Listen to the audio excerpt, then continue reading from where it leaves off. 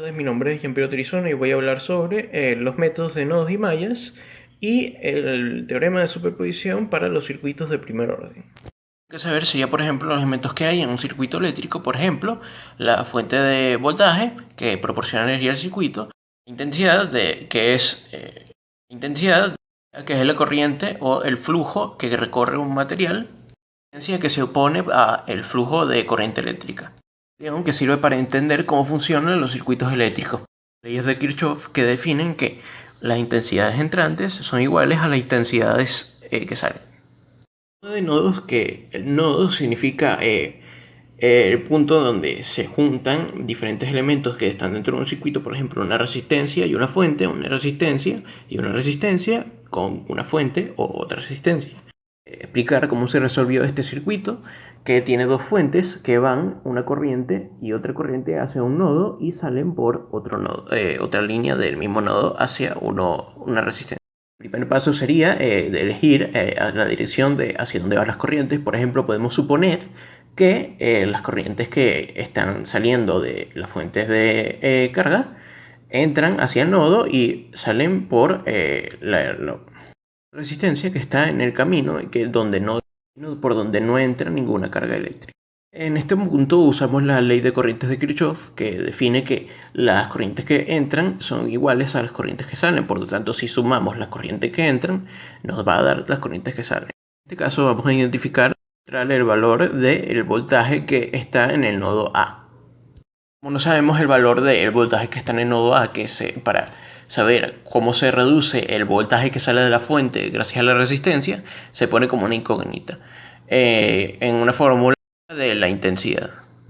El voltaje dividido por la resistencia da la intensidad. Quedaría como 10 menos BC, que es el voltaje que todavía no tenemos, que está en el nodo A, dividido entre 4, que es la resistencia por la que está pasando. Lo mismo pasa con el otro voltaje que pasa por la siguiente fuente, que se divide entre la resistencia por la que está pasando y se resta también por el voltaje que está en el nodo A. Y luego, en la igualdad, el voltaje que está en pasando por la resistencia 5, que es la que sale, no sabemos cuál es el voltaje del nodo A. No sabemos cuál es el voltaje que está en el nodo A, que va saliendo por la resistencia 5, se lo coloca como una incógnita. Eliminan todos los divisores multiplicando todo por 5 y luego se dividen los divisores entre 5 para eliminarlos. Se despeja la ecuación pasando todas las incógnitas para un lado, cambian de signo y se suman entre sí y se realiza el resto de la operación. Todo final que queda sería 17,16 voltios y eso se reemplaza en la ecuación en las fórmulas anteriores las intensidades que están pasando por los nodos. Si una de las intensidades, como por ejemplo 1,75, es negativa, eso significa que iba en la dirección contraria a la que se seleccionó, porque ninguna corriente puede dar negativo. El método de Myers, que es un poco más complicado, se calcula, por ejemplo, hacemos como que un hombre está caminando desde el voltaje, que son 20, hacia la resistencia y se reduce un poco el voltaje. ¿Cuál es el voltaje que se reduce? Sería igual a la intensidad por la resistencia por la que se está pasando. Luego el voltaje pasa hacia abajo, que está suponiendo que el hombre está pasando hacia la parte de la resistencia de 3 ohmios y ahí pasan dos intensidades entre sí. Se puede hacer con la otra fuente y en este caso queda un sistema de ecuaciones con dos incógnitas que se puede resolver por cualquiera de los métodos: igualación, sustitución, y al final de realizar todos los procesos de calcular, quedan estos resultados. Lo mismo pasa con la intensidad. Si vuelve a quedar negativo, como pasó aquí, significa que el sentido no era horario o antihorario. En este caso es antihorario. El sentido era horario, ya que no hay una intensidad negativa. Eso significa que el sentido que se eligió era el contrario en realidad.